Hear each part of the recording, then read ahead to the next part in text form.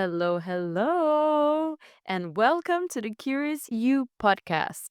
Today is the eighth episode of this podcast, which means it's been 2 months officially since the podcast has been launched. It's crazy because I feel like I've lived 1,000 lifetimes between this eighth episode and the first episode. And I remember when I was recording my first podcast episode, I was so nervous.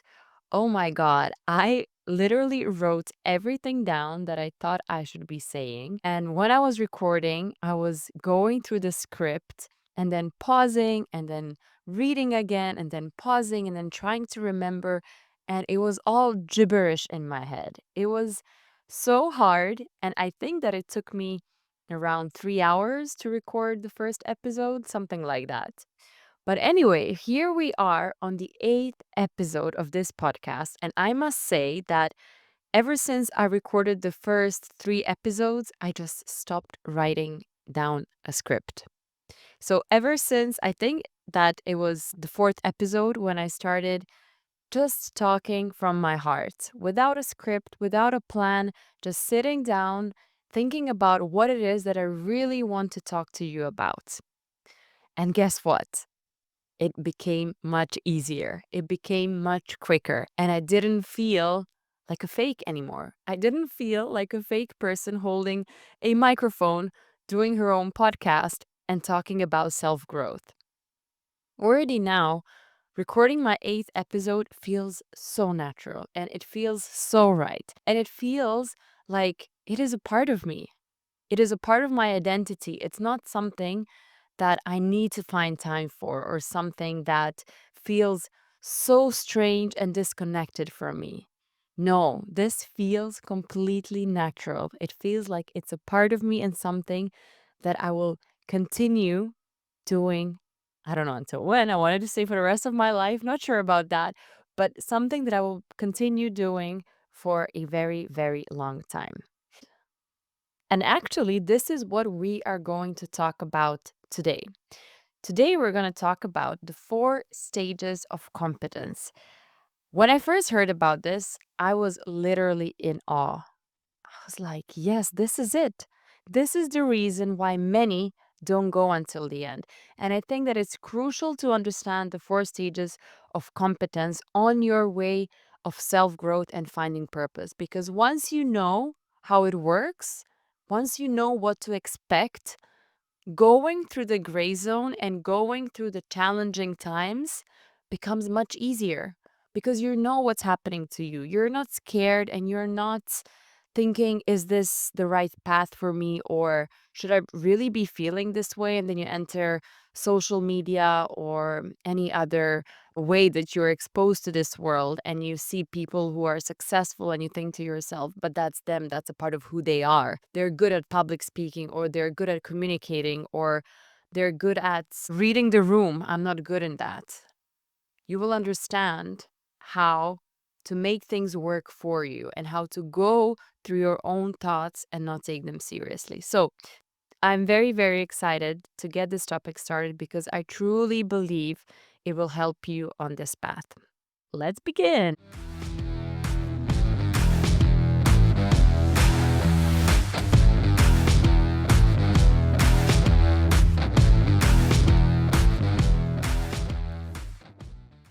All right. So, as I was saying in the beginning of the podcast, recording this today feels like the most natural thing in the world. And I bet that in the next 20 episodes, when I'll be recording the 28th episode of the podcast, I'll be thinking, wow, I'm so good at this. This is the most natural thing for me. And when I look back on this episode, I will probably think, wow, Nina, this is not good. This is not good at all because I will keep becoming better and better at this. But let's go back to the beginning. In the last few episodes, we talked about the importance of bringing the subconsciousness to light, of really finding out what's hidden beneath. What's hidden beneath your triggers, your emotions, the bad ones, the sad ones, the angry ones. Why do you feel a certain way? And that is the first step towards any self growth path. But what happens once we go past the first stage, which is the subconscious incompetence. That means that we don't know what we don't know. We don't know the skills we lack. But once we find out what we don't know, we enter the second stage. And the second stage is called the conscious incompetence.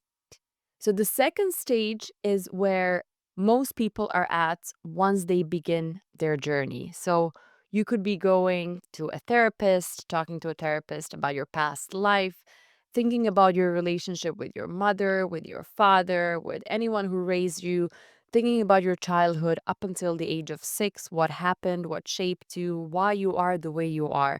So the first stage is really about finding out who you are and what's hidden beneath you and taking it seriously. And once we move past that, we go to the second stage, as I said, where we're aware of all of those things, right? So we know what happened to us and we know why we are the way we are and we know what we need to work on. And that is actually when we start looking for tools, education, mentors, people who can actually help us work on ourselves, people who can help us work on those skills that we need, people that can help us bridge the gap between what we don't know and what we need to learn. So once we start learning about all of these tools, about self-growth aspects, about our how our brains work, about the implementation of skills, it all becomes theory. It all becomes one big gibberish inside our head. And all of that information in the beginning, it only lives in our head. And that is when most people think, I've got it. I understand how this thing works. I know it. I know the theory. And a lot of people stop. They stop their growth. They stop doing mentorship programs thinking that they know it. They found out what they didn't know. Now they know what they didn't know and they know how they should be behaving.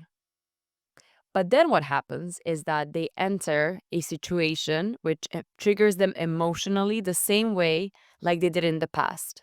And guess what? They behave and they respond the same way like they did in the past because they still didn't teach their bodies to respond differently. So, no matter the amount of information we understand in theory in our head, logically, if we didn't teach our body to respond differently, nothing will change. Absolutely nothing will change. And I remember last year when I was trying to move from theory to actually feeling it in my body, to training my cells to believe what my head was thinking. And I remember when I would enter same arguments with the people around me, and I would respond the same like I did in the past. And then I would feel bad about myself. I would ask myself, but if I'm working on myself, why am I responding the same way? Why can I not calm down my emotions, accept them, and respond differently? Respond in accordance with how I'm imagining Nina from the future. That was a legit question that I kept asking myself for months. And I kid you not, it was the hardest thing I ever had to do to train my body to respond differently. Usually, when I enter an argument, I would cry. I was so easy for me to start crying. And maybe I would raise my voice. I would get into the position of being a victim or, pulling things under the carpet that have been just laying there and then you're naming everything that happened in the past few years. I would be doing all of those things. But I wanted to train myself to respond differently, to talk out of understanding and love, and to reach a conclusion instead of heating up. But it took me months of hard work on myself and training my body to actually get there. Like every argument that I entered kept getting easier and easier in a sense of not being heated, but I wasn't there and I'm still not there. I'm maybe 70% where I want to be, but there's still a lot of work that I need to do. And of course, in the beginning, when I started responding differently, people would notice and they wouldn't be sure if, you know, I'm being myself or what's wrong with me? Why am I responding the way I am? Because it's strange if you've been responding the same way your entire life, especially if it's about the same topic. It's strange to people around you when you don't respond the same way anymore.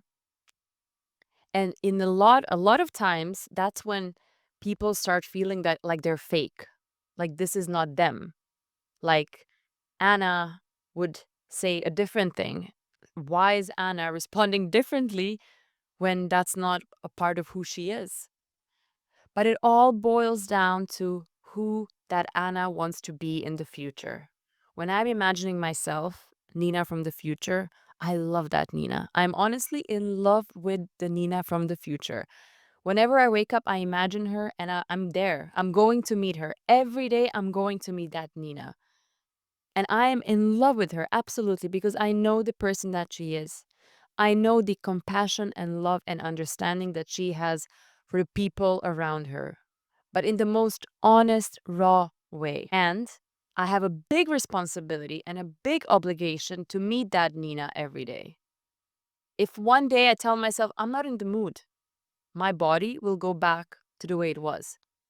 And I will be one step further from the Nina from the future. And I cannot allow myself that because I want to get to her.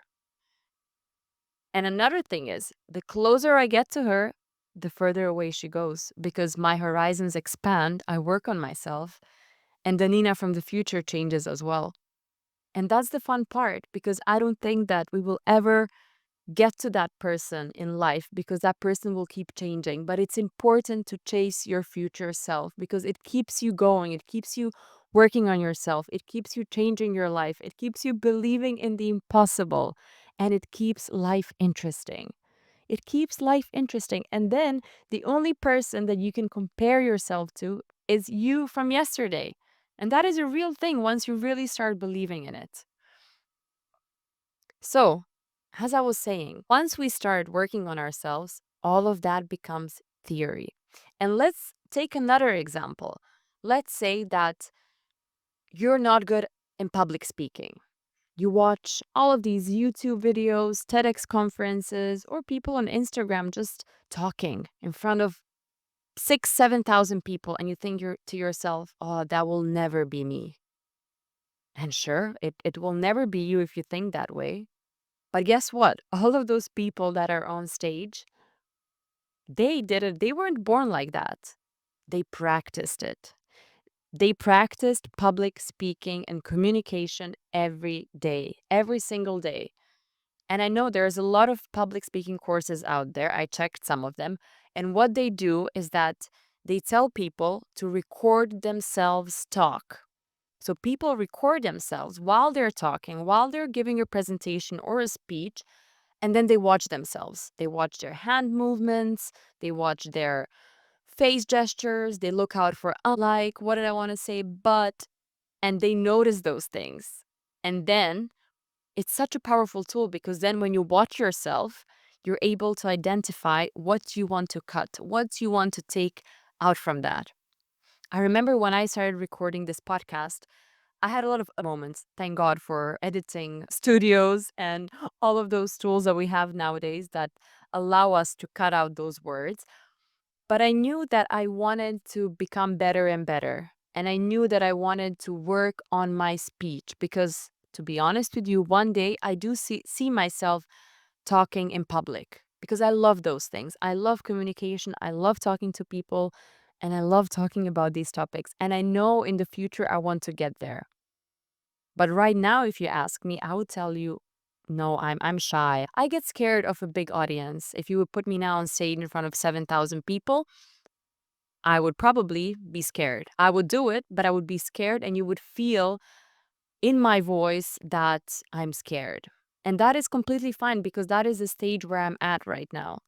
But the more I keep doing this, the more I keep building my self confidence and going towards that Nina that's a public speaker in the future, the better I will be at it. And I will go from stage 3 to stage 4. And stage 4 is the stage where it becomes natural, where it becomes the most natural thing in the world and it becomes a part of who you are. And that is such a wonderful feeling because only 1 year ago, I wasn't the Nina who was recording her own podcast. That felt so fake. But here I am, and it feels natural. And it makes me believe in all the other things in the world that I could do and that I won't stop doing or working towards it because now I know I've created proof for myself that it's possible. And once you do that for yourself, there is nothing that can stop you. You can just imagine the craziest idea in your head, anything you want to achieve. And I always say, please, please, please exaggerate what you want because I promise you it is possible. And once you imagine it in your head and you imagine the person you need to become to be able to have that or to live that kind of life, because let's remember that's the first thing. The first thing is not getting that life, but becoming someone who can live that life. And once you imagine that, you now have the steps you need to get there. And if you find yourself in stage 3, where you feel in the gray zone, you feel fake, you feel like you're doing something that's not you, the next time you will remember this. You will remember and you will tell yourself, I'm in stage 3. This is completely normal. I just need to give myself time. And you don't believe your emotions. You don't believe your thoughts telling you, stop it, go back to how it used to be. This is not you. Because now you're smarter than that. You're above your emotion. You tell the emotion, thank you for visiting me. I appreciate you, but I know my truth and I know where I'm going, and I will see you there. And that is the power of education. That is the power of self growth and working on yourself because you have the tools. No matter which phase of life you're in, you have the tools and you understand why you're in a certain phase of life. You're not just flowing through life, not thinking about anything, feeling all the emotions, feeling angry, and not really being intentional about understanding why you feel that way, where you're going. Life is hard when you live it that way because most people expect to be happy. And when they're not happy, what happens? They're angry. They're angry because they're not happy in life. But they don't understand that life is not about being happy or sad. Life is about growth and transformation because then whatever happens to you, whatever emotion you feel, you take it as a teacher because you have the tools to understand what's happening. This is magic. This is magic, and I'm inviting you today to think about the gray zone you're in or the gray zone you want to be in. And then join me in the gray zone and in going towards reaching stage 4 because that's where real magic happens. On this note, I leave you to think about it for the next few days until we meet here again. Bye. Thank you for being here. Kisses.